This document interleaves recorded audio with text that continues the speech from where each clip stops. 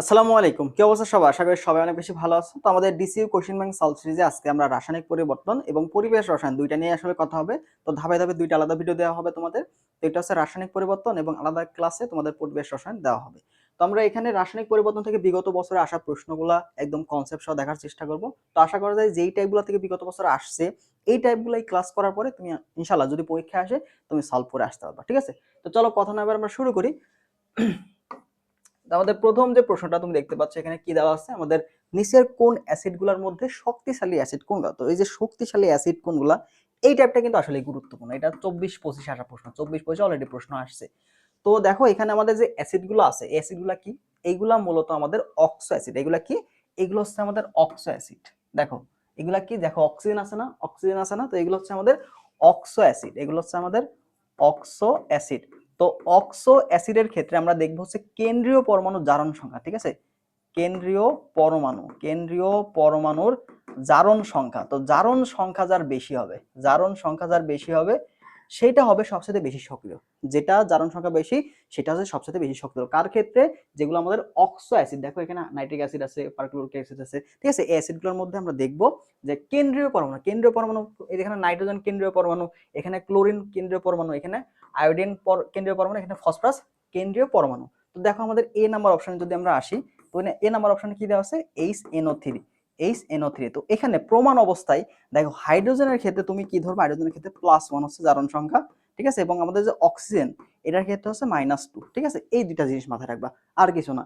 একটা হাইড্রোজেনের জন্য +1, একটা অক্সিজেনের জন্য -2। ঠিক আছে? আচ্ছা, তো এইটাকে তুমি যদি এক্স ধরো, দেখো নাইট্রোজেনটা কি আমরা এক্স ধরলাম, আমি জানি না তো এটার জারণ সংখ্যা বের করতে হবে, একটা বুঝাই দিই তাহলে বাকিগুলো পারবা।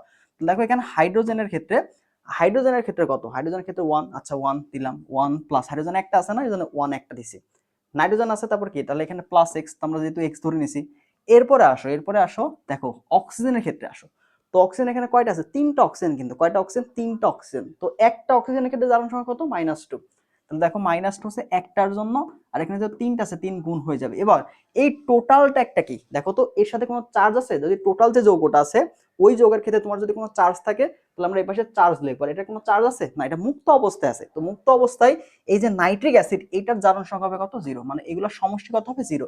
যদি মাথার উপরে কোনো চার্জ থাকতো আমি এখানে চার্জটা লিখতাম। ঠিক আছে? যেহেতু কোনো চার্জ নাই, মুক্ত অবস্থায় আছে, তাহলে এটা কি হবে? এটা ইকুয়াল 0 হবে। এগুলো সমষ্টি। তাহলে এখান থেকে x এর মানটা বের করো। তাহলে দেখো x সমান সমান কত হবে? বা x এখানে দেখো -3, এখানে -6 হচ্ছে। দেখো -6 + 1 তার মানে কত?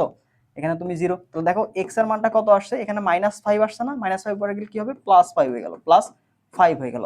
তার মানে আমাদের এখানে নাইট্রোজেন কত হচ্ছে? নাইট্রোজেন দেখো এখানে +5, নাইট্রোজেন কত হচ্ছে? +5। তো সেম প্রসিজারে তুমি যদি বি নাম্বার অপশনের ক্ষেত্রে যাও, দেখো বি নাম্বার অপশনে যদি আমরা যাই, বি নাম্বার অপশনের ক্ষেত্রে দেখো এখানে কি আসছে? Hydrochloric acid, sorry perchloric acid আছে। তো এখানে দেখো এখানেও সেম ভাবে বের করতে পারবো। দেখো ক্লোরিনের ক্ষেত্রে কত হচ্ছে? জাস্ট দেখো এখানে -4 উপরে গেলে প্লাস হয়ে গেল। তো আমরা এখানে কি পাচ্ছি দেখো তো, এখানে 4 দুগুণে 8, আর এখানে হাইড্রোজেন কি প্লাস ছিল, উপরে গেলে মাইনাস হয়ে যাচ্ছে, -1। তার মানে কত? এই যে +7 হচ্ছে ক্লোরিনের ক্ষেত্রে। ঠিক আছে? তো বি নাম্বার অপশন পেলাম +7। সেম ভাবে যদি সি নাম্বার অপশন যাই, দেখো সি নাম্বার অপশনে কি দেওয়া আছে? এখানে হচ্ছে HIO3। ঠিক আছে? তো এই ক্ষেত্রে দেখো আয়োডিন যদি দেখি, তাহলে এক্ষেত্রে কি হচ্ছে? অক্সিজেন কি -3 ওই পাশে নিয়ে গেলাম, তাহলে প্লাস হয়ে গেল। তাহলে 3 দুগুণে কত? এখানে 6 হচ্ছে। আর হাইড্রোজেন ছিল এই পাশে +1, উপরে গেলে কি হবে? -1। ঠিক আছে? তার মানে এখানে কি হচ্ছে? +5। ঠিক আছে? +5। তো এটাও তোমার +5 হলো। আবার দেখো এখানেও +5 হলো। তো এখানে বিষয়টা হচ্ছে কি, তো যখন জারণ সংখ্যা দুইটারই সমান হবে, যার আকার ছোট। ঠিক আছে? যদি জারণ সংখ্যা সমান হয়, জারণ সংখ্যা জারণ সংখ্যা জারণ সংখ্যা সমান হলে কি হবে? জারণ সংখ্যা সমান হলে যার আকার ছোট, যার আকার ছোট যার আকার ছোট সে বেশি শক্তিশালী। ঠিক আছে? সে হচ্ছে শক্তিশালী। তো আমরা দেখতে পাচ্ছি আয়োডিনের আকার কিন্তু যথেষ্ট বড়, আয়োডিনের আকারটা যথেষ্ট বড়।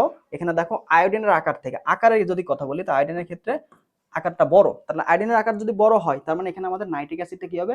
এই অ্যাসিডের থেকে শক্তিশালী বেশি হবে। এরপর আমরা যদি ডি নাম্বার অপশনে আসি, ডি নাম্বার অপশনের ক্ষেত্রে দেখো এখানে কি আসছে? H3PO3। ঠিক আছে? তো এই ক্ষেত্রে দেখো আমাদের যে ফসফরাস, এটির জারণ সংখ্যা কত হচ্ছে? দেখো এই যে 3 আছে, তার মানে কি -6 ওই পাশে গেলে কি +6 হয়ে গেল। এখানে +6। হাইড্রোজেন কয়টা আছে? 3টা। এবার হাইড্রোজেন কয়টা আছে? 3টা। তাহলে দেখো এখানে কি হবে? 1 × 3 মানে কত? 3। এই পাশে ছিল প্লাস, ওই পাশে গেলে কি হবে? -3। তার মানে এখানে কি পাচ্ছি +3। তো আমি যদি ক্রম করে দেখো তো সবচেয়ে বেশি কার আছে, সবচেয়ে বেশি HClO3 না? তাহলে এখানে দেখো অতএব আমি যদি সক্রিয়তার ক্রম করি দেখো HClO4 এইটা গেল সবার থেকে আগে, কেন? এর জারণ সংখ্যা হচ্ছে +7।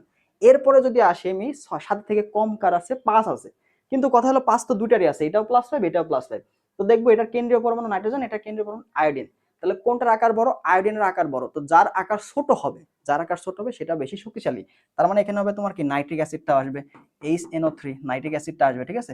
সেম ভাবে এরপরে দেখো পরবর্তীতে আসবে কি, এখানেও +5, তার মানে এটা আসবে, ঠিক আছে? এটা আসবে দেখো HiO3। এরপরে লাস্টে এটা আছে, লাস্টে যে আমাদের যে ফসফরিক অ্যাসিডটা আছে H3, ঠিক আছে? তো এইভাবে আসলে প্রশ্নগুলো আসে। তো সবচেয়ে শক্তিশালী কে? সবচেয়ে শক্তিশালী হচ্ছে বি নাম্বারটা। তো তোমাদের অনেক সময় যে এইভাবেও দেয়, ঠিক আছে? এইভাবে ক্রম করতে বলে, নিচের কোনটি সঠিক ক্রম করতে বলে, আবার তোমাকে ডিরেক্টও বলে যে কোনটা সবচেয়ে বেশি শক্তিশালী। সবচেয়ে বেশি শক্তিশালী কি হচ্ছে HClO4, ঠিক আছে? ওকে, এখানে +5 ছিল, এখানে +5, এটা হচ্ছে +3, বোঝা গেল? তো এই যে আমাদের অক্সো অ্যাসিডগুলা আমরা এভাবে অ্যাপ্লাই করবো। আবার অনেক সময় তোমার হাইড্রা অ্যাসিড থেকে আসে, হাইড্রা অ্যাসিড। তো হাইড্রা অ্যাসিড যদি থাকে, দেখো হাইড্রা অ্যাসিডের ক্রমটা কিভাবে থাকে? হাইড্রা অ্যাসিড শুধুমাত্র হাইড্রোজেন থাকবে এবং তোমার এখানে আছে ইয়াগুলোতে হ্যালোজেনগুলো থাকবে, ঠিক আছে? হাইড্রা অ্যাসিডের ক্ষেত্রে আমাদের হচ্ছে আকার দেখবো, যার আকার সবচেয়ে বড় হবে, ঠিক আছে? আমরা যদি দেখি হাইড্রা অ্যাসিডের মধ্যে তোমার হচ্ছে ইয়ে থাকবে, ঠিক আছে? কি বলে, হ্যালোজেন থাকবে এবং হাইড্রোজেন থাকবে। তাহলে হ্যালোজেনের মধ্যে কি আছে? আমাদের ফ্লোরিন আছে, ক্লোরিন আছে, ব্রোমিন আছে, আয়োডিন আছে। দেখো তো সবচেয়ে আকার বড় কার? আয়োডিনের আকার বড় না? এজন্য এটা হবে সবচেয়ে বেশি শক্তিশালী, ঠিক আছে? প্রথমে আয়োডিন, এরপরে কি হবে দেখো তো, এরপরে হচ্ছে আয়োডিনের পরে কি? আয়োডিন হচ্ছে ব্রোমিন, ঠিক আছে? HBr, এরপরে হচ্ছে HCl, এরপরে হচ্ছে H, ঠিক আছে? তো এইভাবে আকারগুলোর ক্রমে আর কি যাবে, যার আকারটা বড়, যেই অ্যানায়নের আকারটা বড় হবে সেটা হচ্ছে বেশি শক্তিশালী হাইড্রা অ্যাসিডের ক্ষেত্রে। তো এই টপিকগুলো থেকে মোটামুটি প্রশ্ন আসে, শক্তিশালী অ্যাসিড কোনটা হয় তোমাকে ক্রম আকারে দিবে, অথবা বলবে যে কোনটা সবচেয়ে শক্তিশালী দেখাও, বা সবচেয়ে কম শক্তিশালী কে? সবচেয়ে কম হচ্ছে কিন্তু H3PO3, ঠিক আছে? আচ্ছা, তো আশা করি বুঝছো। এরপর আসো নেক্সট কোশ্চেনটা, এই যে আমাদের পিএইচ এর যে মানটা আছে এটা একটু পড়ে ফেলবা, ঠিক আছে? এটা আমরা তোমাদের দেওয়া আছে। বিশেষ করে দেখো এখানে যদি আমরা দেখি একটু, কমল পানীয়র ক্ষেত্রে পিএইচ পরিশোধ, তার আগে দেখো এখানকার যে মানগুলো আছে, দেখো এখানকার যে মানগুলো আছে, এই যে চোখের পানির ক্ষেত্রে কত 4.8 থেকে 7.5, এবং শ্যাম্পুর ক্ষেত্রে কি হবে 5.0 থেকে 5.5, তারপর হচ্ছে দেখো ইডিটিএ 10, সাবানের ক্ষেত্রে কত 7-এর অধিক, ঠিক আছে? তারপর দেখো এখানে হচ্ছে যতগুলা মান রাখা আছে এগুলো একটু ভালো করে দেখবা। আর এই যে কৃষি ক্ষেত্রে, দেখো কৃষি ক্ষেত্রে তোমাদের মূলত যদি পিএইচ এর মানটা কমাতে চাই, দেখো পিএইচ যদি কমাতে চাও, এটা গুরুত্বপূর্ণ। দেখো পিএইচ কমাতে চাইলে কি দিবা, আর হচ্ছে পিএইচ বাড়াতে চাইলে কি দিবা। পিএইচ বাড়ে মানে কি? পিএইচ বাড়ে মানে হচ্ছে ক্ষার তুমি যোগ করবা, ক্ষারের পিএইচ কত বেশি, 7 থেকে বেশি। আর যদি অ্যাসিডের ক্ষেত্রে হয় তাহলে পিএইচ এর মানটা কি কম। তাহলে যদি পিএইচ বাড়াতে চাও তোমাকে ক্ষার জাতীয় জিনিস দিতে হবে। ক্ষারের মধ্যে কি কি আছে? যে ক্যালসিয়াম অক্সাইডটা আসে, তারপর ডলোমাইটটা, এটা গুরুত্বপূর্ণ, ঠিক আছে? ডলোমাইটটা দেখবা, এটা দেখবা, ঠিক আছে? তারপরে হচ্ছে পিএইচ যদি কমাতে চাও তাহলে কি হবে? তুমি হচ্ছে এখানে অ্যাসিড দিতে হবে, বা অ্যাসিডিক জাতীয় যৌগগুলো আছে, তার মধ্যে এখন নাইট্রেট সার আছে, ফসফেট সারটা পরীক্ষা আসে, টিএসপি, এগুলো একটু ভালো করে দেখবা, ঠিক আছে? তো এখান থেকে মেইনলি প্রশ্নগুলো দেয় যে পিএইচ বাড়াতে বা কমাতে আমাদের কি করণীয়, ঠিক আছে? এটা একটু ভালো করে দেখতে হবে। আচ্ছা, চলো নেক্সট কোশ্চেনটা আমরা যাই। তো পরবর্তী প্রশ্ন দেখো, এখানে বিক্রিয়ার হার থেকে প্রশ্ন দিছে। দেখো 2AB + 4C বিক্রিয়াটির হারের সমীকরণ কত? তো বিক্রিয়ার হার, দেখো বিক্রিয়াটা কি একমুখী না? একমুখী বিক্রিয়া। তো একমুখী বিক্রিয়াটা কি হচ্ছে? তোমার এখানে উৎপাদ ছিল, এই যে উৎপাদ ছিল, সরি এখানে একটু দেখো আমাদের এখানে বিক্রিয়াটা কি দেওয়া আছে? বিক্রিয়াটা হচ্ছে একমুখী বিক্রিয়া, ঠিক আছে? বিক্রিয়াটা কি আছে? বিক্রিয়াটা তোমার হচ্ছে একমুখী বিক্রিয়া, ওকে? তো একমুখী বিক্রিয়া কি হচ্ছে? আমাদের বিক্রিয়ক, ঠিক আছে? আমাদের যে বিক্রিয়ক দেওয়া আছে তোমাকে, এই বিক্রিয়ক থেকে ডাইরেক্ট কি হচ্ছে? উৎপাদ তৈরি হচ্ছে, উৎপাদ। তো এখানে যতটুকু হারে বিক্রিয়কটা ভাঙতেছে, ঠিক ততটুকু হারে উৎপাদ তৈরি হচ্ছে। তো বিক্রিয়কটা কি করছে? বিক্রিয়কটা তোমার হচ্ছে ভাঙতেছে, বিক্রিয়ক কি করছে? ভাঙে। আর উৎপাদ কি হচ্ছে? গড়ে, মানে উৎপন্ন হচ্ছে, তাই না? আচ্ছা, তো দেখো এখানে 2a কি হচ্ছে? যেহেতু কমে যাচ্ছে, তাহলে এর যে ঘনমাত্রা কি, এই যে এই যে ব্র্যাকেট দিয়ে এটা হচ্ছে ঘনমাত্রা বোঝায়, ঠিক আছে? ঘনমাত্রা বোঝায়। তো এর যে ঘনমাত্রা, এটা কি করছে? সময়ের সাথে কি হচ্ছে বলতো? সময়ের সাথে কমে যাচ্ছে, এটা মূলত ঘনমাত্রার হার। তো আমাদের বিক্রিয়ার হারটা মতো ঘনমাত্রার যে হার, ঘনমাত্রার পরিবর্তনের হার, এর উপর আমরা হিসাব নিকাশ করি। তো এখানে এর ঘনমাত্রা কি হচ্ছে? কমে যাচ্ছে, এর জন্য সামনে কি আসবে? মাইনাস আসবে। এখন এর যে মোল সংখ্যা, দেখো এর সামনে কয় 2 মোল আছে না? এই 2 মোলটা ভগ্নাংশ আকারে উল্টায় যাবে, তাহলে এখানে কি হবে? 1/2, ঠিক আছে? যেটা মোল সংখ্যা থাকবে সেটা এভাবে ভগ্নাংশ আকারে উল্টায় যাবে। এটা ইকুয়াল, দেখো এটা ইকুয়াল, এটা ইকুয়াল, যেই পরিমাণে ভাঙতেছে ঠিক সেই পরিমাণে আমাদের উৎপাদ তৈরি হচ্ছে, বিটাও সেম পরিমাণ তৈরি হচ্ছে, সিটাও সেম পরিমাণে তৈরি হচ্ছে। তাহলে দেখো বি এর ক্ষেত্রে কি, যেহেতু তৈরি হচ্ছে তাহলে এটা কি হবে প্লাস। দেখো মাইনাস দ্বারা কি বোঝাচ্ছি যে বিক্রিয়কটা কমতেছে, আর প্লাস দ্বারা বোঝাচ্ছি উৎপাদটা বাড়তেছে। তাহলে উৎপাদের যে ঘনমাত্রা, এখানে বি এর যে ঘনমাত্রা এটা কি করছে, বাড়ছে। কতটুকু বাড়ছে, এইটা যে হারে কমতেছে বিটা ঠিক সেই হারে বাড়তেছে। তাহলে ডি বাই ডিটি, টি সময় পরে এ যতটুকু কমবে টি সময় পরে বি ততটুকু বাড়বে। এটা গেল বি এর ক্ষেত্রে, যেহেতু একাধিক উৎপাদ আছে, দেখো বি এখানে উৎপাদ এবং সি এখানে উৎপাদ, তাহলে আরেকটা ইকুয়াল হবে, আরেকটা ইকুয়াল হবে, সেটা কি প্লাস। ঠিক আছে, যতগুলো উৎপাদ থাকবে ঠিকভাবে আলাদা আলাদা করে নিতে হবে। ঠিক আছে, তারপর দেখো মোল সংখ্যা কি বলছিলাম, ভগ্নাংশ আকারে যাবে, 1/4 আসলো। এবার সি এর ঘনমাত্রা কি হচ্ছে, বাড়তেছে। তাহলে এই যে ডিসি বাই হচ্ছে ডিটি, টি সময় ধরে সি এর মানটা বাড়ছে। তো এটাই মূলত আমাদের কিন্তু অ্যান্সার। তো তোমাকে অপশনে দুইটা দিতে পারে, হয় তোমাকে বলবে যে এতটুকু তোমাকে অপশন দিয়ে দিল, অথবা তোমাকে বললো যে হচ্ছে -12 ডিএ বাই হচ্ছে ডিটি, এটা ইকুয়াল হচ্ছে 1/4 প্লাস ডিসি, সমস্যা নেই, যে কোনো একটা দিতে পারে, এতটুকু দিতে পারে অপশনে, এতটুকু দিতে পারে, অপশনে যেটা থাকবে সেটা হচ্ছে উত্তর। এখানে ডাইরেক্ট উৎপাদ দেখো -12 ডিএ বাই ডিটি, এটা যদি অপশন থাকতো এটা আমাদের ডাইরেক্ট আমরা উত্তর বলতে পারতাম, কারণ এটাই বিক্রিয়ার হার, এটাই বিক্রিয়ার হার, যতটুকু এ কমতেছে ঠিক ততটুকুই উৎপাদ বাড়তেছে। তো এটাও কিন্তু টোটাল বিক্রিয়ার প্লাস মাইনাস দিয়ে হার হয়ে যাচ্ছে। তাহলে দেখো অপশনে কোনটা আছে, ডিএ বাই ডিটি 4, এটা হবে না।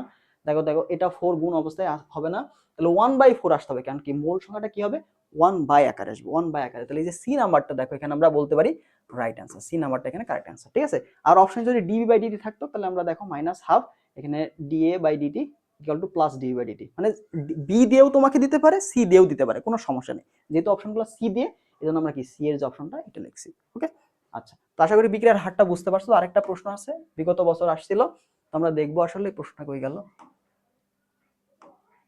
আচ্ছা, পরে দেখতেছি। আচ্ছা দেখো নেক্সট কোশ্চেন, দেখো এখানে আমাদের কেপি গ্যাসি, তো কেপি গ্যাসের ক্ষেত্রে একটা সুন্দর একটা সূত্র আছে। দেখো কেপি গ্যাসের ক্ষেত্রে, তো কেপি ইকুয়াল টু আমরা কি জানি, কেসি ইনটু আরটি, কেসি ইনটু আরটি ডেল এন। ঠিক আছে, এখানে ডেল এর মানটা আমাদের জন্য ইম্পর্টেন্ট। ডেল এন মূলত কি, ডেল এন হচ্ছে তোমার উৎপাদ। ঠিক আছে, উৎপাদে মোল সংখ্যা, উৎপাদে মোট মোল সংখ্যা।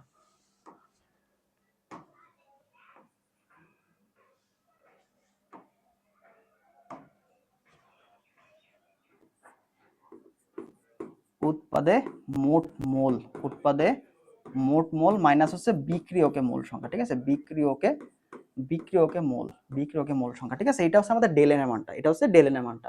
তো এটা বসাই দিবা। আচ্ছা দেখো তো আমাদের বিক্রিয়াতে উৎপাদ কয়টা আছে, উৎপাদ এখানে একটা না, বি এর মোল সংখ্যা কত, এক না, তাহলে এখানে এক হবে, মাইনাস বিক্রিয়ক কি এ না, তার সাথে কি 2 আছে মোল সংখ্যা, তাহলে বিক্রিয়কের মোল কত 2, তাহলে 1 - 2 মানে কত হচ্ছে এখানে -1। ঠিক আছে, এখানে -1, তো এটা ডেল এন এর মান পাইছি। তাহলে এবার সমীকরণে যদি বসাই দাও, দেখো সমীকরণে যদি বসাই দাও, দেখো কেপি ইকুয়াল টু কত হচ্ছে, কেসি আর টি টু দি পাওয়ার হচ্ছে -1। এখন কথা হলো যে আর টি দুইটা গুণ করলে কিন্তু মানটা একের থেকে ছোট হয়, মানটা কি হয় একের থেকে ছোট হয়। তাহলে তুমি যদি কোনো কিছু দেখো, তাহলে এখানে আমরা কি লিখতে পারি, এখানে দেখো ইনভার্স আছে উল্টাই দিব, তার মানে এখানে কেপি ইকুয়াল টু কত হচ্ছে, কেসি ডিভাইড বাই আর টি, এরকম আসে। ঠিক আছে, তো দেখো এই যে আর টি এর মানটা একের থেকে কম, মানে দশমিক কিছু, তো দশমিক কিছু দিয়ে তুমি যদি ভাগ করো মানটা কিন্তু বড় হয়। দেখো 1 ডিভাইড বাই আমি যদি 0.1 দিয়ে ভাগ করি অ্যান্সার কিন্তু 10 হয়, 10 হয়। তাহলে দেখো একের থেকে ছোট দশমিক দিয়ে ভাগ করছি, তাহলে মানটা কত হচ্ছে, বড় হচ্ছে, বড় অ্যান্সার পাচ্ছি, তাই না? তাহলে এভাবে দেখো কেসি কে তুমি যদি একের থেকে ছোট কিছু দিয়ে ভাগ করো, তাহলে মানটাকে এখানে কেসির থেকে বড় হবে না, এই মানটা কি হবে, কেসির থেকে বড় হবে না। তাহলে আমরা দেখতে পাচ্ছি এইখানে ঘটনা কি ঘটতেছে, কেপি এর মানটা ছোট হয়ে যাচ্ছে কেসির তুলনায়। তার মানে ডেল এন এর যে মানটা সেটা যদি নেগেটিভ হয়, সেটা যদি নেগেটিভ হয় আমরা কি বলতে পারি, যে কেসি এর মানটা বড় হবে কেপি এর তুলনায়। এভাবে সেম ভাবে তোমাকে যদি ডেল এন ইকুয়াল যদি পজিটিভ থাকে, তাহলে কি হবে, এখানে তোমার হচ্ছে কেসি এর মানটা বড়, কেসি এর মানটা ছোট হয়ে যাবে কেপি এর থেকে। তো এই জিনিসটা বোঝার চেষ্টা করবা। ঠিক আছে, আর যদি ডেল এন ইকুয়াল 0 হয়ে যায়, ডেল এন এটা ইকুয়াল 0 হয়ে যায়, তাহলে কি হবে, কেপি ইকুয়াল কেসি হবে। এটাও কিন্তু অনেক সময় তোমাকে পরীক্ষায় দিবে। ঠিক আছে, তা কেপি ইকুয়াল টু কেসি কখন হবে, যখন দুই পাশে মোল সংখ্যা সমান, দুই পাশে মোল সংখ্যা সমান। যেমন আমি যদি তোমাকে এখানে বলি, এখানে 2a আছে, এখানে প্লাস মনে, এটা ভাগে কি হলো, a প্লাস বি উৎপন্ন হলো, a প্লাস বি উৎপন্ন হলো। ঠিক আছে, তাহলে দেখো এই পাশে 1, এই পাশে 1, আর এই পাশে 2, তাহলে এখানে মোল সংখ্যা কত হচ্ছে, 2 - 2 ইকুয়াল কত, 0 না? তো এই ক্ষেত্রে কি হবে, কেপি ইকুয়াল টু কেসি হবে। এই প্রশ্ন কিন্তু আছে যে নিচের কোন বিক্রিয়ার ক্ষেত্রে কেপি ইকুয়াল টু কেসি হবে। তুমি দেখবা উভয় পাশে মোল সংখ্যা সমান কিনা, বিক্রিয়ক এবং উৎপাদকে মোল সংখ্যা যদি সমান হয় তাহলে কেপি ইকুয়াল টু কি হবে, কেসি হবে। আর যদি এই যে ডেল এনটা নেগেটিভ হয় সেক্ষেত্রে কেপি লেস দেন কেসি, আর যদি হচ্ছে ডেল এন পজিটিভ হয় তাহলে কি হচ্ছে, কেসি লেস দেন কেপি। এটা একটু মাথায় রাখবো। ওকে, আচ্ছা তাহলে এখানে আমাদের অপশনটা কোনটা হচ্ছে, এখানে যেহেতু আমাদের মাইনাস আসছে, তো মাইনাস আসলে কি হলো, কেপিটা ছোট হবে। তাহলে কেপি ছোট কোথায় আছে দেখো তো, এই যে বি নাম্বার অপশন। পরবর্তী প্রশ্নে চলে যায়, দেখো নেক্সট কোশ্চেন এখানে কি বলছে যে কোন শর্তে বাফার ক্ষমতা সর্বাধিক। বাফার ক্ষমতা জিনিসটা কি, বাফার ক্ষমতা এটা কি। আচ্ছা বাফার দ্রবণটা আগে জানি। তো বাফার দ্রবণ মূলত কি, বাফার দ্রবণটা কি, বাফার দ্রবণে কি থাকে বলতো, বাফার দ্রবণ, বাফার দ্রবণ। তো বাফার দ্রবণ মূলত কি, বাফার দ্রবণে কি হয়, বাফার দ্রবণে আমরা যদি একটা লঘু ক্ষার বা অ্যাসিড যোগ করি তাহলে এখানে পিএইচ পরিবর্তন হবে না। ঠিক আছে, এটা গঠনটা কেমন হইতে পারে, গঠনটা তোমার হইতে পারে এরকম, দুর্বল অ্যাসিড, দুর্বল অ্যাসিড, দুর্বল অ্যাসিড যোগ হচ্ছে অনুবন্ধী ক্ষার, দুর্বল অ্যাসিড যোগ হচ্ছে অনুবন্ধী ক্ষার। এটা একটা, এটা হচ্ছে আমাদের কি অম্লীয় বাফার, এটা হচ্ছে আমাদের অম্লীয় বাফার। আর আরেকটা কি আছে, ক্ষারীয় বাফার, ক্ষারীয় বাফার। ক্ষারীয় বাফারটা কি হবে, ক্ষারীয় বাফারটা হচ্ছে দুর্বল ক্ষার, দুর্বল ক্ষার যোগ হচ্ছে অনুবন্ধী অ্যাসিড, অনুবন্ধী অ্যাসিড, অনুবন্ধী অ্যাসিড। ঠিক আছে, তো এইটা মূলত আমাদের হচ্ছে বাফার দ্রবণের যে গঠনটা। তো এই দ্রবণে আমরা কি বললাম যে পিএইচ পরিবর্তন হয় না, কি হবে না, পিএইচ পরিবর্তন হবে না, পিএইচ পরিবর্তন হবে না, পিএইচ পরিবর্তন হবে না। আমরা এটা তোমাকে বললাম পিএইচ পরিবর্তন হবে না। এখন বাফার ক্ষমতা জিনিসটা কি, বাফার ক্ষমতা হচ্ছে আমি পিএইচটা পরিবর্তন করতে চাই, পিএইচটা পরিবর্তন করতে চাই।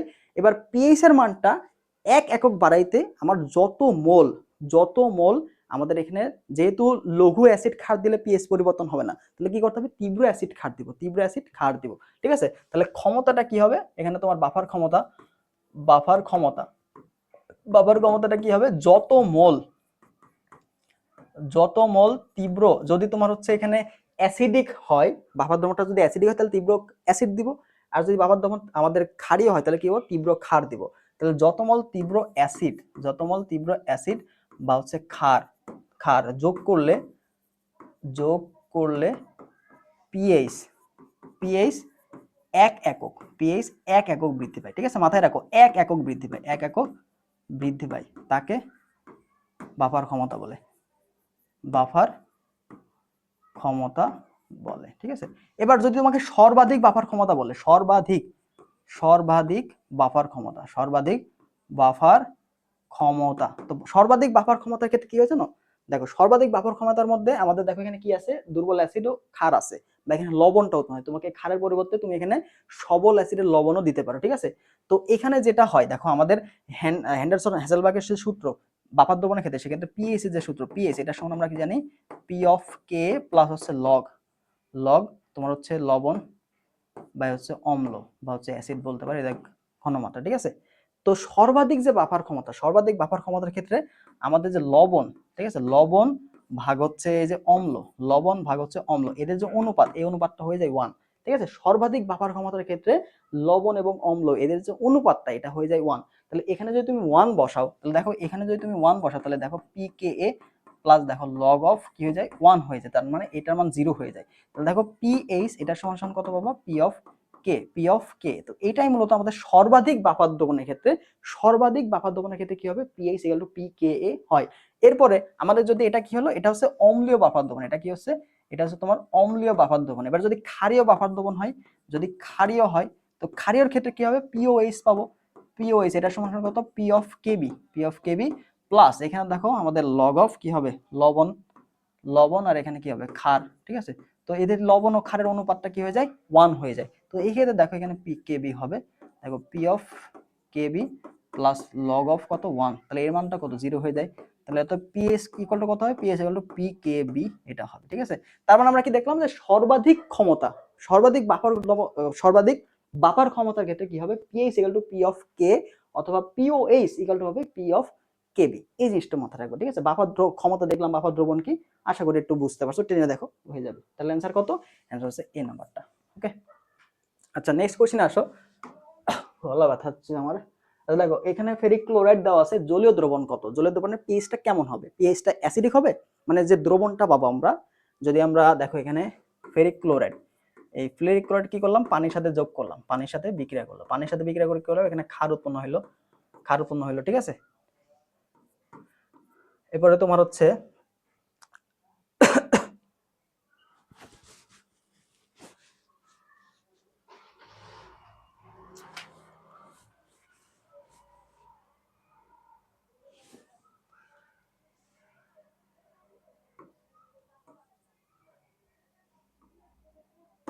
আরেকটা তোমার অ্যাসিড উৎপন্ন হলো HCl। তো এখন ঘটনা হলো দেখো এখানের যে ক্ষারটা আছে এর এখানে যে অ্যাসিডটা আছে এটার মধ্যে সবচেয়ে শক্তিশালী কি জানো?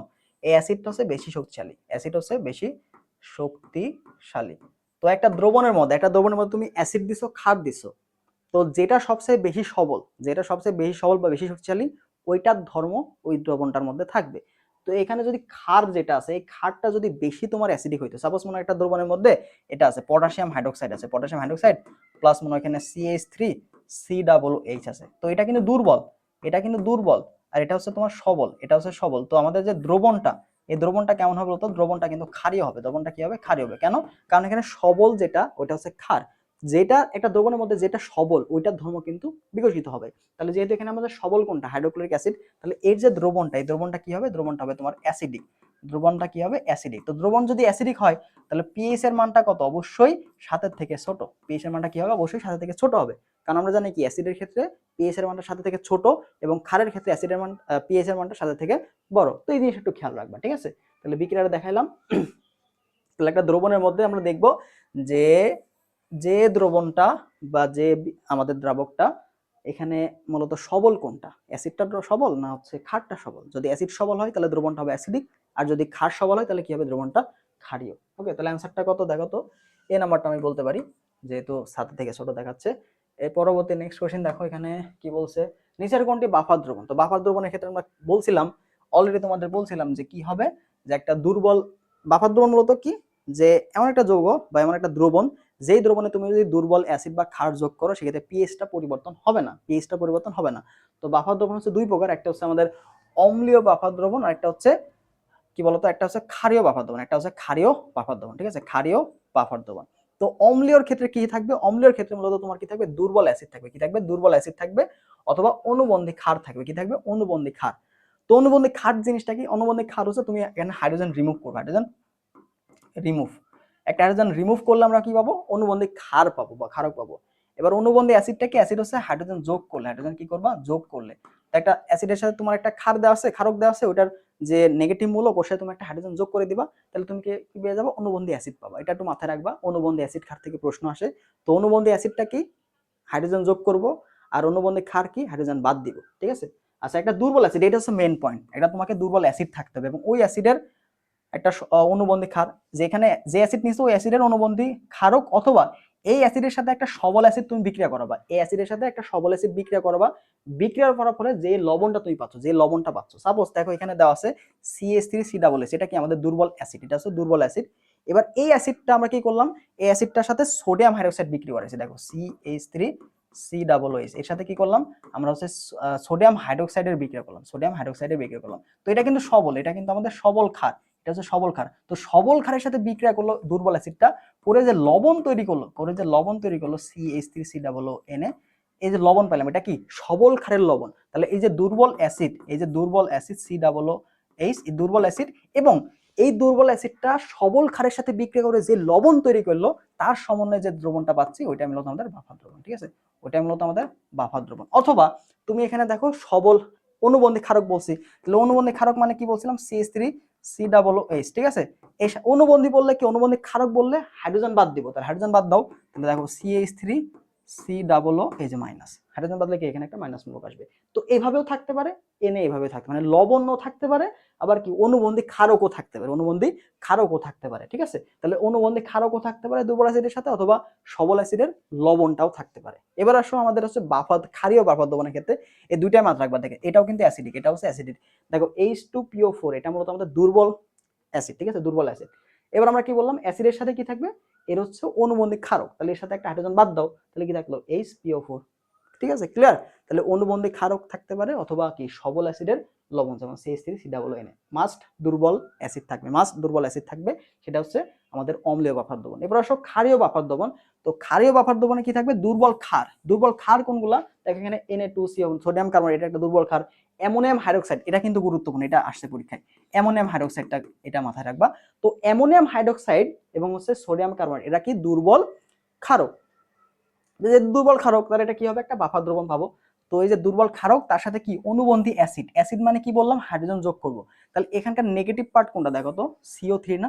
এর সাথে একটা হাইড্রোজেন যোগ করে দাও, তো দেখো এই CO3, এটা কি আমাদের অনুবন্ধী অ্যাসিড। অনুবন্ধী অ্যাসিড, ক্লিয়ার?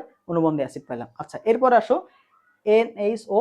দেখো এটা আমার কি আছে? Sodium hydroxide. তো সোডিয়াম হাইড্রোক্সাইডের সাথে কি করব আমরা? হচ্ছে এর হচ্ছে এটা হচ্ছে দুর্বল ক্ষার, তার সাথে কি করব? দুর্বল একটা দুর্বল, তুমি হচ্ছে এর সাথে লবণটা নিতে পারো। এর লবণ সবল অ্যাসিডের সাথে বিক্রিয়া করে যে লবণ পাবো ওইটা নিতে পারো, অথবা এইটার যে তোমার হচ্ছে অনুবন্ধী ক্ষারক, তাহলে নেগেটিভ পার্টটা বাদ দাও। তাহলে দেখো অ্যামোনিয়া প্লাস, এটা মূলত আমাদের হচ্ছে, অথবা এটা মূলত লবণের পার্টটা। লবণের পার্টটা কি? লবণের পার্টটা কিভাবে?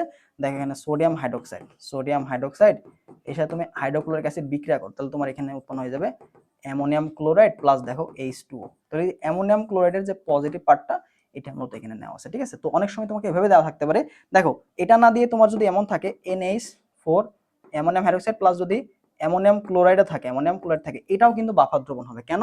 কারণ এই যে বলছিলাম সবল অ্যাসিডের লবণ, সবল অ্যাসিডের লবণ, তো এটা যদি একটা সবল অ্যাসিডের সাথে বিক্রিয়া করে, ওটা যে লবণটা পাবো অ্যামোনিয়াম ক্লোরাইড, ওটাও কিন্তু অ্যামোনিয়াম ক্লোরাইডের পজিটিভ পার্টটা নিচ্ছে, তো এটাও আমাদের বাফার দ্রবণ, ঠিক আছে? তো এটা মাথায় রাখবা। তো নিচের কোনটি বাফার দ্রবণ? দেখো অ্যামোনিয়াম হাইড্রোক্সাইড, অ্যামোনিয়াম ক্লোরাইড, তো এই যে এ নাম্বারটাই কিন্তু আমাদের রাইট অ্যান্সার, ঠিক আছে? দেখো দ্বিতীয়টা, এটা দুর্বল অ্যাসিড। দুর্বল অ্যাসিডে কি লবণ দিলে হবে? এই অ্যাসিডের এর লবণ থাকতে, মানে এখানে যদি আমাদের CH3COO থাকতো তাহলে আমি বলতে পারতাম, বাট এখানে কি সোডিয়াম ক্লোরাইড আছে, এটা তো হবে না। এবার দেখো সোডিয়াম হাইড্রোক্সাইড, এটা তো বাদ, এটা তো সবল অ্যাসিড, এটা তো সবল। তো সবল ক্ষারের ক্ষেত্রে কি হবে? হবে না। এখানে দেখো সবল অ্যাসিড, এটা হচ্ছে সবল অ্যাসিড। তাহলে প্রথম হচ্ছে আমাদের দুর্বল একটা অ্যাসিড থাকতে হবে, দুর্বল একটা ক্ষার থাকতে হবে, ঠিক আছে? তাহলে আমাদের এ নাম্বারটা হচ্ছে কারেক্ট অ্যান্সার। আচ্ছা, পরবর্তী প্রশ্ন আসো। বাফার দ্রবণ আশা করি তোমাদের ক্লিয়ার করে দেবো। এখানে আমি আরো আছে প্রশ্ন, সমস্যা নাই, দেখাই দিব। এবার তো নিচের কোনটি সবচেয়ে শক্তিশালী অ্যাসিড? দেখো এটা আমরা করছি অলরেডি, এটাও কি আমাদের অক্সো অ্যাসিড গুলো না? তাহলে এখানে দেখো আমরা অলরেডি জানি এটা কি +7।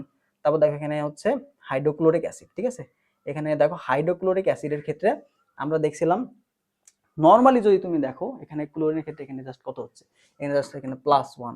তারপর দেখো এখানে HClO2, এখানে আমরা কত পাচ্ছি? এখানে দেখো এখানে হচ্ছে 4 আর 1, তার মানে 4 থেকে যদি একবার 3, এখানে +3 থাকতেছে। এখানে দেখো কি থাকতেছে? এখানে 6 আর 1, এখানে +5। তাহলে সবচেয়ে বেশি কার? সবচেয়ে বেশি কার? 7 না? এই নাম্বারটা হচ্ছে কারেক্ট অ্যান্সার। এই নাম্বারটা এখানে সবচেয়ে বেশি শক্তিশালী, ঠিক আছে? এটাও কি আমাদের যেহেতু অক্সো অ্যাসিড গুলো আছে, অক্সো অ্যাসিডের ক্ষেত্রে কেন্দ্রীয় পরমাণু যারা আছে তাদের যে জারণ সংখ্যা যেটা বেশি হবে, যার বেশি হবে ওইটা বেশি শক্তিশালী, ঠিক আছে?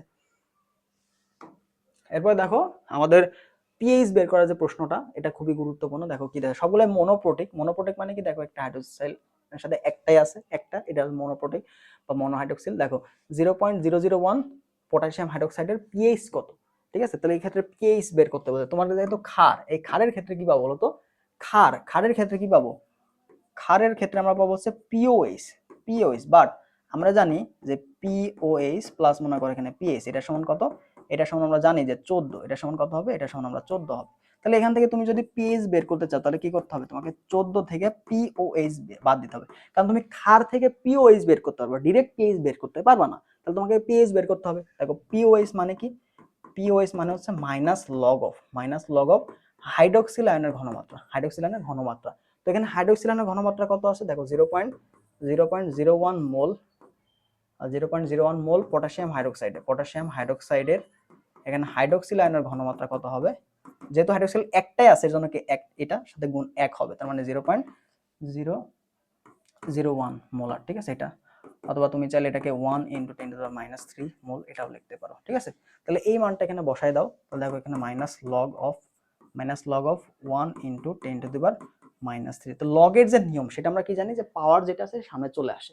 তাহলে সামনে যদি চলে আসে মাইনাস হচ্ছে +3 হয়ে গেল, আর এখানে তোমার log 10, এই যে log 10 এটার মান হচ্ছে 1, এটার মান হচ্ছে 1, তার মানে 3।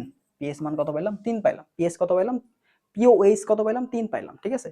তাহলে অতএব দেখো পিএস কত হচ্ছে? পিএস এটা কত হচ্ছে? 14 - 3, তার মানে কত? এখানে 11 হচ্ছে পিএস এর মান, ঠিক আছে? 11 হচ্ছে পিএস এর মান।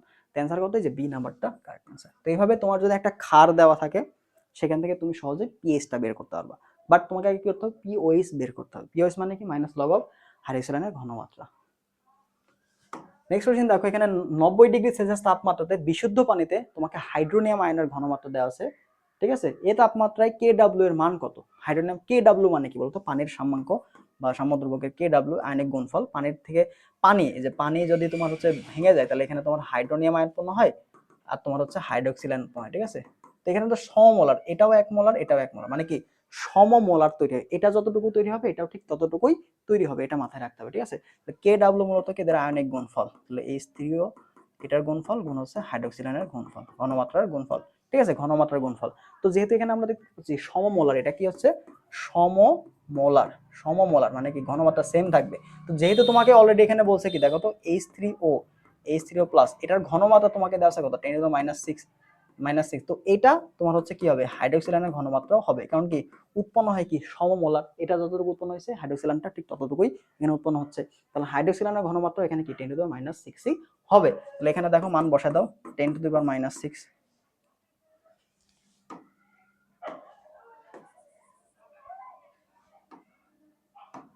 এখানে কি হচ্ছে আমাদের 10⁻⁶ গুণ হচ্ছে 10⁻⁶, পাওয়ারে পাওয়ারে যোগ করে দাও 10⁻12। এটাই মূলত আমাদের PKW এর মান, ঠিক আছে, KW এর মান। তো অনেক সময় তোমাকে যদি বলে PKW কত হবে, PKW এটা তোমার হচ্ছে এখানে 12 হয়ে যাবে, ঠিক আছে। PKW এটা কত হয়ে যায়? PKW টা তোমার 12 হয়ে যাবে, এটা মাথায় রাখতে হবে, ঠিক আছে।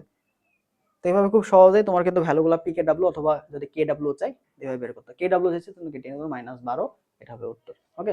আবার দেখো পিএইচ থেকে তোমাকে অনেক সময় ঘনমাত্রা বের করতে বলে, পিএইচ থেকে তোমার যদি ঘনমাত্রা বের করতে বলে, ঘনমাত্রাটা কি হবে?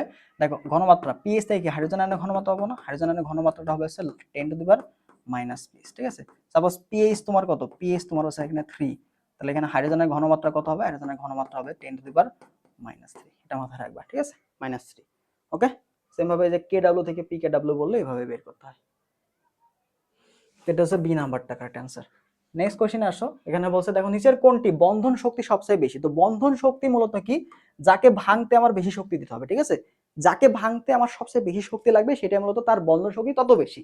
তাহলে এখানে দেখো সি কার্বন আয়োডিন, এখানে কার্বন ব্রোমিন আছে, এখানে কার্বন ক্লোরিন আছে, কার্বন ফ্লোরাইড আছে। তো দেখতে হবে কাদের বন্ধনটা বেশি শক্তিশালী, কাদের বন্ধনটা বেশি শক্তিশালী। তাহলে শক্তিশালী কার, এটা আমরা কই থেকে পাবো? যে তড়িৎ ঋণাত্মকতা থেকে পাবো, ঠিক আছে, কারণ তড়িৎ ঋণাত্মকতা এখানে ইম্পর্টেন্ট।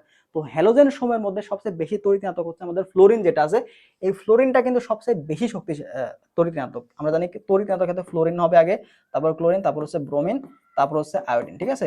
তো এটা হচ্ছে তড়িৎ ঋণাত্মক ক্ষেত্রে তোমার কিন্তু এখানে ফ্লোরিনের মানটা কিন্তু সবচেয়ে বেশি, ঠিক আছে, ফ্লোরিনের তড়িৎ ঋণাত্মক সবচেয়ে বেশি, এটা কিন্তু মাথায় রাখতে হবে, এটা অবশ্যই মাথায় রাখতে হবে, ঠিক আছে।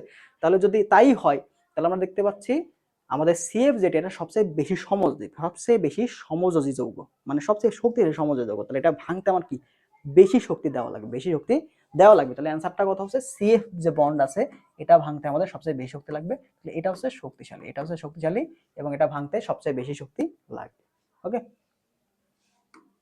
এরপর আসো দেখো রাসায়নিক বিক্রিয়ায় একটি প্রভাবক কিসের পরিবর্তন ঘটায়? তো রাসায়নিক বিক্রিয়ায় মূলত আমাদের যে উৎপাদ বিক্রিয়কের যে সক্রিয়ণ শক্তিগুলো থাকে, এই সক্রিয়ণ শক্তির তাপমাত্রা দেখো, প্রভাবক তুমি দিলা প্রথমে, তোমার দেখো প্রথমে কি ছিল এতটুকু, তো এখানে সক্রিয়ণ শক্তি বেশি, তাহলে এটাকে ভাঙতে তোমার বেশি শক্তি দেওয়া লাগবে।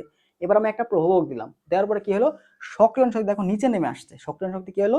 নিচে নেমে আসছে। তো সক্রিয়ণ শক্তি যদি এখন নিচে নেমে আসছে তাহলে এটাকে ভাঙতে আমার কি কম শক্তি দেওয়া লাগবে না? তো এইভাবে মূলত প্রভাবকটা কি করে?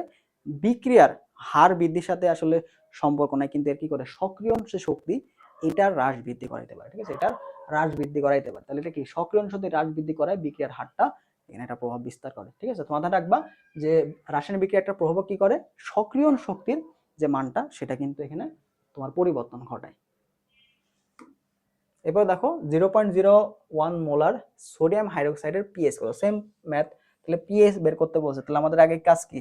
আগে কাজ হচ্ছে আমাদের পিওএইচটা বের করা, ঠিক আছে, কারণ আমরা এখানে পিএইচ যখন বের করে যাব ক্ষারের ক্ষেত্রে তখন কি হবে? আমাদের 14 থেকে আমাদের পিওএইচটা বাদ দিতে হবে, ঠিক আছে। তাহলে এখানে দেখো আমাদের পিওএইচটা কত হবে? পিওএইচ এটা সমান কত?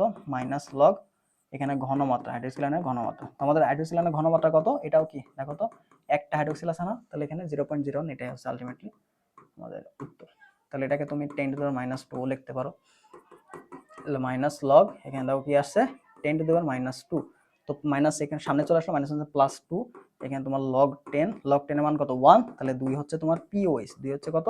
পিওএইচ, তাহলে পিএইচটা কত, পিএইচটা তোমার 14, পিএইচটা কত হবে 14 মাইনাস 2, তার মানে কত 12। ঠিক আছে, অ্যান্সার হচ্ছে 12, যেটা দেওয়া আছে সি নাম্বারে।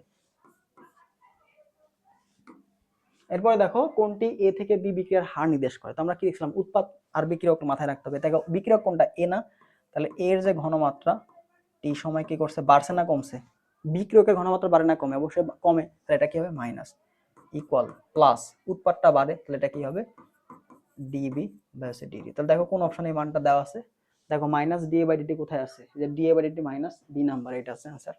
দেখো ডিবি বাই ডিটি তার সামনে মাইনাস, মাইনাস হবে, এটা কি প্লাস হবে, তার মানে এটা ভুল। এবার দেখো ডিটি বাই ডিটি, ডিটি তো নিচে আসবে, বিক্রিয়ার হার টি সময় বিক্রিয়ার হার মানে ডিটিটা নিচে আসবে, তাহলে তো মাইনাস ডিডি বাই ডিটি, এটা তো হবে না। তাহলে आंसर যে কোনো একটা হয়, তোমার এইভাবে থাকতে পারে, দেখো টোটালটাও দিয়ে থাকতে পারে, অথবা যে কোনো একটা তোমার এখানে দিয়ে দিতে পারে, যে কোনো একটা, যেহেতু এটা দেওয়া আছে তো এটা হচ্ছে কারেক্ট आंसर। এরপর আসো এই যে প্রভাবকটা, ঠিক আছে, এটা একটু মাথায় রাখবা, এখান থেকে প্রশ্ন আসে যে বিশেষ করে তোমার এই যে অ্যামোনিয়া উৎপাদনে কি তৈরি হয়, অ্যামোনিয়া উৎপাদনে আমাদের অনুঘটক বা প্রভাবক কি কি লাগবে, আয়রন লাগবে, আর হচ্ছে সহায়ক হিসেবে মোলিবডেনাম Al2O3। এবারে দেখো স্পর্শ পদ্ধতিতে সালফিউরিক অ্যাসিড উৎপন্ন করতে এখানে মূলত পিটি বা হচ্ছে ভ্যানাডিয়াম পেন্টঅক্সাইড, এই দুইটা কিন্তু প্রশ্ন পরীক্ষায় আসে বেশি, ঠিক আছে। আচ্ছা এরপর দেখো এখানে 2KCl, তারপর দেখো ম্যাঙ্গানিজ অক্সাইড দেওয়া আছে, 2KCl এটা উৎপন্ন হইলো। তো এই যে ম্যাঙ্গানিজ অক্সাইড, এটা মূলত কোন ধরনের প্রভাবক হিসেবে কাজ করে, তো আমাদের প্রভাবকের উদাহরণগুলো দেওয়া থাকে, তো এখানে ধনাত্মক প্রভাবক, ঋণাত্মক প্রভাবক, তারপর হচ্ছে প্রভাবক 20 কোনটা, এটা আমাদের সময় লাগে, ঠিক আছে, প্রভাবক 20টা এটা S2O3, অথবা ধুলাবালি যারা আছে সেগুলো মূলত প্রভাবক 20, ঠিক আছে, ধুলাবালি। আচ্ছা তো দেখো এখানে আছে ম্যাঙ্গানিজ অক্সাইড, তো ম্যাঙ্গানিজ অক্সাইড কই আছে দেখো তো এখানে না, তো এটা কি, এটা একটা ধনাত্মক প্রভাবক, এটা কি একটা ধনাত্মক প্রভাবক, তো অ্যান্সার হচ্ছে এই নাম্বারটা। তো এই যে এই চারটা আর এই চারটা একটু পড়ে ফেলবা, বিশেষ করে ধনাত্মক, ঋণাত্মক, আর এখানে আছে প্রভাবক 20, আর এখানে এই যে নিচে হচ্ছে এই যে আবিষ্ট প্রভাবকটা দেখে নিবা, মোটামুটি একটু পড়ে নিলে, একবার পড়ে নিলে তুমি বুঝতে পারবা, তো এটা খেয়াল রাখবা, ঠিক আছে। আচ্ছা এরপর দেখো নেক্সট প্রশ্ন তোমাকে বলছে এই যে স্পর্শ পদ্ধতিতে সালফিউরিক অ্যাসিড, তো সালফিউরিক অ্যাসিড আমরা কি দেখছিলাম যে এখানে প্লাটিনাম এবং হচ্ছে ভ্যানাডিয়াম পেন্টাঅক্সাইড, ঠিক আছে, প্লাটিনাম অথবা ভ্যানাডিয়াম পেন্টাঅক্সাইড, তো প্লাটিনাম তো নাই, তাহলে কি দেওয়া আছে, ভ্যানাডিয়াম পেন্টাঅক্সাইড হবে। তারপরে দেখো 0.01 মোলার ঘনমাত্রার জলীয় দ্রবণে হাইড্রোক্লোরিক অ্যাসিড দ্রবণের পিএইচ কত, তো হাইড্রোক্লোরিক অ্যাসিডের পিএইচ কত, তাহলে দেখো 0.01 মোলার, এখানে কি হাইড্রোক্লোরিক অ্যাসিড আছে, হাইড্রোক্লোরিক অ্যাসিডে আমাদের হাইড্রোজেনের ঘনমাত্রা কত, হাইড্রোজেনের ঘনমাত্রা তোমার হচ্ছে 0.01 বা হচ্ছে 10 টু দি পাওয়ার কত হচ্ছে -2, ঠিক আছে, 10 টু দি পাওয়ার 2 মাইনাস এত মোলার, তাহলে আমাদের পিএইচ কত হবে, পিএইচ এটা সমান কত মাইনাস লগ অফ হাইড্রোক্সিল আয়নের ঘনমাত্রা, তাহলে দেখো মাইনাস লগ এখানে কত হবে 10 টু দি পাওয়ার -2, তার মানে কত 2, ঠিক আছে, পিএইচ এর মান কত আছে, পিএইচ এর মানটা হচ্ছে 2 আসে।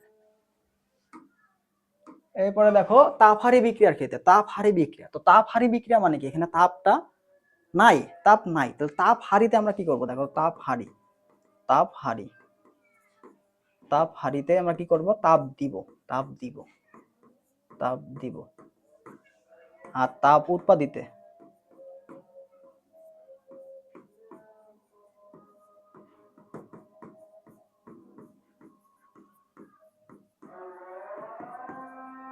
এটা কখন, এটা হচ্ছে আমাদের উৎপাদ বাড়াতে, এটা হচ্ছে উৎপাদ বাড়াতে। এবার একটা বিক্রিয়া মনে করো তাপ হারি, তাহলে তুমি যদি তাপ দাও তাহলে এটা তো উৎপাদ বাড়বে বা সম্মুখ দিয়ে অগ্রসর হবে।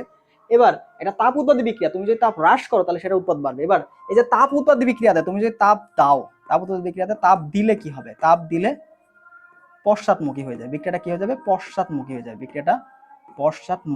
বিক্রিয়াটা কি হবে, পশ্চাৎমুখী হবে, এটা মাথায় রাখবা, ঠিক আছে। তো তাপ হারিতে তাপ দিলে তোমার বিক্রিয়া সম্মুখ দিকে যাবে, আর তাপ উৎপাদ বিক্রিয়াতে তুমি যদি তাপ হ্রাস করো তাহলে সম্মুখ দিকে যাবে, আর তাপ যদি দাও তাপ উৎপাদ বিক্রিয়াতে তাহলে কি হবে, পশ্চাৎমুখী হবে, এটা কিন্তু ইম্পর্টেন্ট। তাহলে তাপ হারি বিক্রিয়ার ক্ষেত্রে তাপ প্রয়োগ করলে কি হবে, সামনের দিকে অগ্রসর হবে।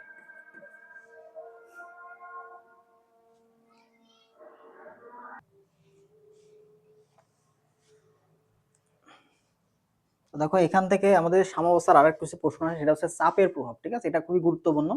তোমাকে বলবে যে নিচের কোন বিক্রিয়াতে বা নিচের কোন বিক্রিয়াটিতে চাপের কোনো প্রভাব নাই।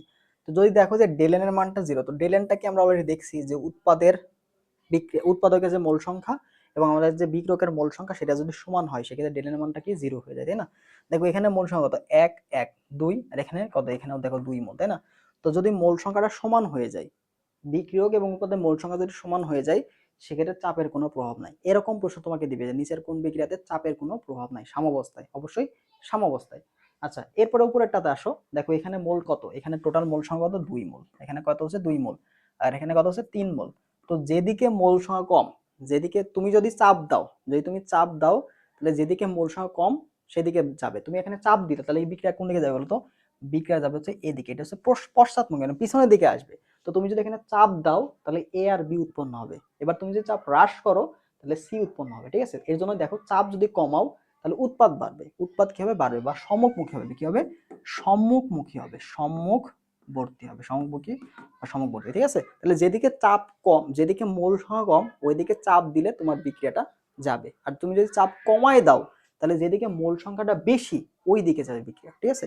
এখানে মোল সংখ্যা বেশি, এর জন্য তুমি যদি চাপ দাও তাহলে হচ্ছে বিক্রিয়াটা সম্মুখ দিকে যাবে। এটা হচ্ছে মেইন বিষয়, এটা হচ্ছে মেইন বিষয়। ওকে, আচ্ছা, তো পরবর্তী প্রশ্নে চলে দেখো, এগুলো কিন্তু আসে গুরুত্বপূর্ণ, ঠিক আছে। এরপর দেখো CH3COOH, CH3COO, এটা কি বলতো, এটা একটা বাফার দ্রবণ না, এটা মানে একটা অম্লীয় বাফার দ্রবণ। CH3COOH প্লাস হচ্ছে দেখো CH3COON, এটা আমাদের কি অম্লীয় বাফার দ্রবণ, এটা হচ্ছে অম্লীয় বাফার, এটা হচ্ছে অম্লীয় বাফার। তো বাফার দ্রবণে কি হয়, বাফার দ্রবণে পিএইচ পরিবর্তন হয় না। তুমি যদি লঘু ক্ষার বা অ্যাসিড দাও তাহলে এখানে কোনো বাফার দ্রবণ পিএইচ পরিবর্তন হবে না। তাহলে অ্যান্সারটা কি, বাফার দ্রবণের বৈশিষ্ট্য হচ্ছে এটার পিএইচ পরিবর্তন হবে না। তুমি যদি যে ফোটা ফোটা কি অ্যাসিড যোগ করো, ঠিক আছে, তাহলে এটাও পিএইচ পরিবর্তন হবে না। এবারে দেখো, এটা অবশ্যই অল্প পরিমাণ হইতে হবে, যদি বেশি ঢেলে দাও তাহলে তো পরিবর্তন হবে না, হয়তো উপায় নাই, তাই না, অল্প অল্পর জন্য পরিবর্তন হবে না। দেখো কোন বিক্রিয়ার ক্ষেত্রে কেসি এর মান, দেখো এটা একটা বিক্রিয়া দেওয়া আছে, তো বিক্রিয়ার সাম্যধ্রুবক কেপি এবং কেসি দুইটাই সাম্যধ্রুবক। তো কেসির ক্ষেত্রে ঘনমাত্রা, কেসির ক্ষেত্রে ঘনমাত্রা, এবং কেপি এর ক্ষেত্রে কি হবে চাপ, কেপি এর ক্ষেত্রে কি হবে চাপ, আর কেসির ক্ষেত্রে ঘনমাত্রা। তো এর এককটা বের করতে বলছে, তো এর একক খুবই সহজে বের করা যায়। দেখো খুবই ইম্পর্টেন্ট প্রশ্ন।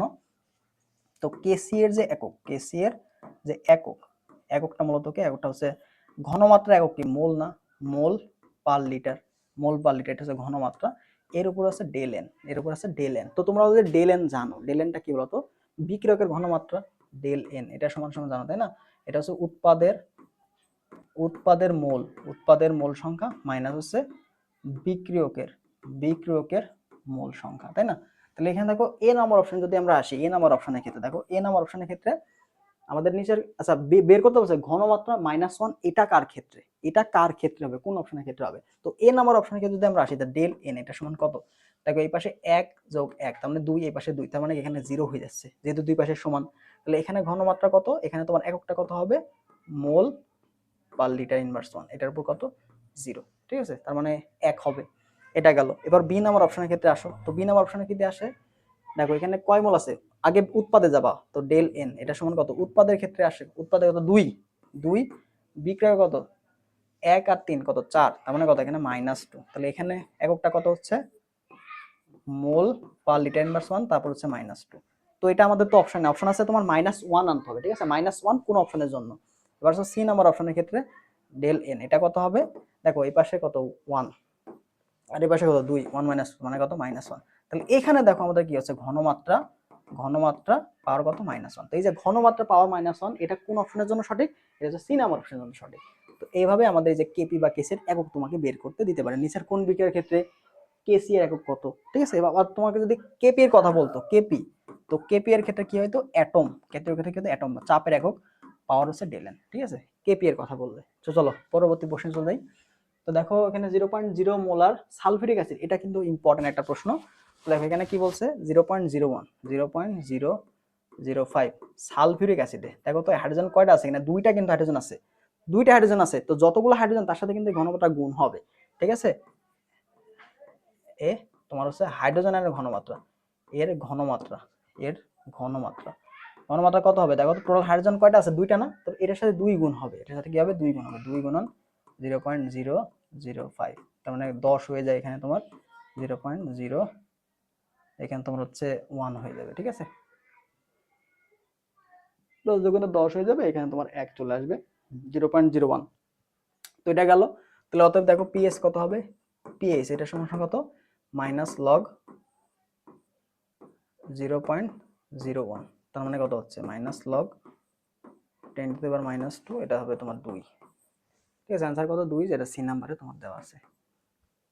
তো এইভাবে আমাদের ঘনমাত্রাগুলো যদি তোমাদের দেখো হাইড্রোজেন যতগুলা থাকবে তার সাথে এই ঘনমাত্রার সাথে গুণ করে দিবা, ঠিক আছে। তো এত মোলার সালফিউরিক অ্যাসিড, এত মোলার সালফিউরিক অ্যাসিড, তাহলে এটা ভাঙলে কি হচ্ছে, দুইটা হাইড্রোজেন পাবো না, তাহলে এখানে 2 গুণন 0.05 মোলার। এরপর আসো, একটি দ্রবণে হাইড্রোক্সাইড আয়নের ঘনমাত্রা তোমাকে দেয়, হাইড্রোক্সাইড আয়নের ঘনমাত্রা মানে তোমাকে এখানে দেওয়াই আছে হাইড্রোক্সাইড আয়নের ঘনমাত্রা কত, 1 × 0 × 10⁻⁴, সমস্যা নেই, এটা মোলার এটাও মোলার, ঠিক আছে। তাহলে পিএইচ মান কত, তাহলে পিএইচ দেখো, পিএইচ সমান কত হচ্ছে মাইনাস লগ 1.0 গুণ হচ্ছে 10⁻⁴, -4 সামনে চলে আসলে 4 হয়ে যায়, এখানে তোমার লগ 10 আসে, তার মানে 1, তো এটা হচ্ছে 4 হচ্ছে লস পিএইচ এর মানটা, ঠিক আছে। তো আমাদের পিএইচ কত, 4 কোথায় আছে দেখো তো, হাইড্রোক্সাইড একটি উদাহরণ, আচ্ছা এখানে একটু ভুল হয়েছে, সেটা হচ্ছে হাইড্রোক্সাইড, ঠিক আছে, হাইড্রোক্সাইডের ঘনমাত্রা মানে তোমার হচ্ছে ইয়ে দেওয়া আছে, কি দেওয়া আছে, হাইড্রোক্সিল আয়ন দেওয়া আছে, হাইড্রোক্সিল আয়ন, হাইড্রোজেন দেওয়া নাই, এখানে OH এর দেওয়া আছে, OH, ঠিক আছে, তাহলে মানে তুমি এখানে POH পাবা, POH পাবা, ঠিক আছে। তাহলে তোমার দেখো এটা হলো কত, POH হলো, অর্থাৎ পিএইচ বের করতে বলছে, পিএইচ কত হবে 14 - 4, তার মানে 10 হবে হচ্ছে পিএইচ, ঠিক আছে, একটু খেয়াল রাখবা।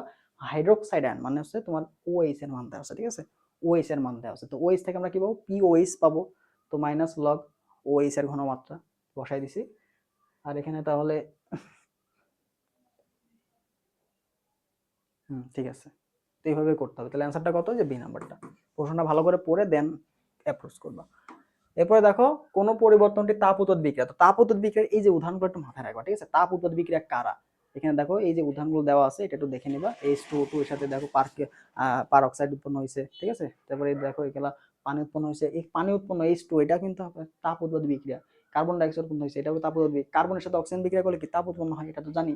তারপর সালফার অক্সাইড অক্সিজেনের সাথে বিক্রিয়া করে দেখো সালফার ট্রাইঅক্সাইড উৎপন্ন হয়েছে, এবার দেখো এখানে মিথেনটা পুরাইলাম, তাহলে এটাও তাপ উৎপন্ন হবে।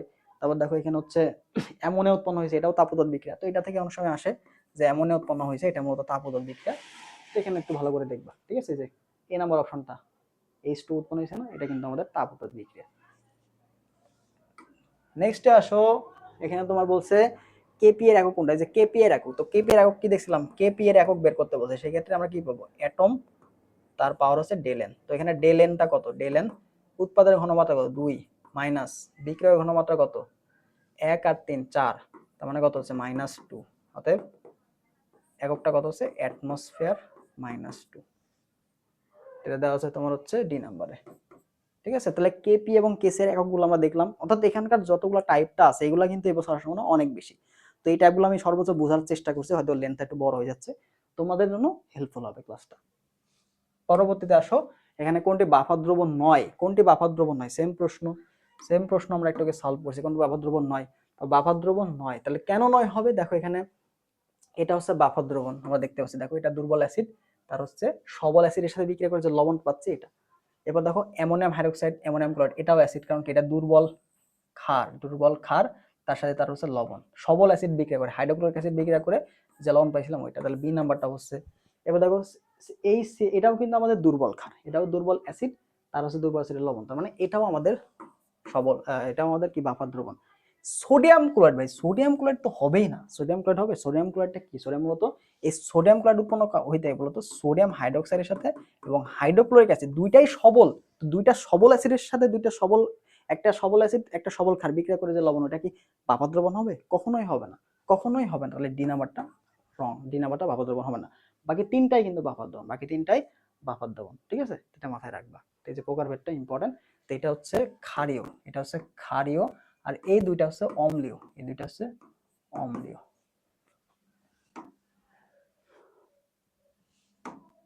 আচ্ছা এগুলাই ছিল মতো আমাদের প্রশ্ন, ঠিক আছে, তো আশা করি বুঝতে পারছো, আমি সর্বোচ্চ চেষ্টা করছি তোমাদের বুঝিয়ে পড়ানোর জন্য, তারপরে যদি কোনোটা বুঝতে অসুবিধা হয় সেটা অবশ্যই আমাকে জানাবা আমাদের টেলিগ্রাম গ্রুপে, যারা পেইড বেসে অ্যাড আসো, ঠিক আছে।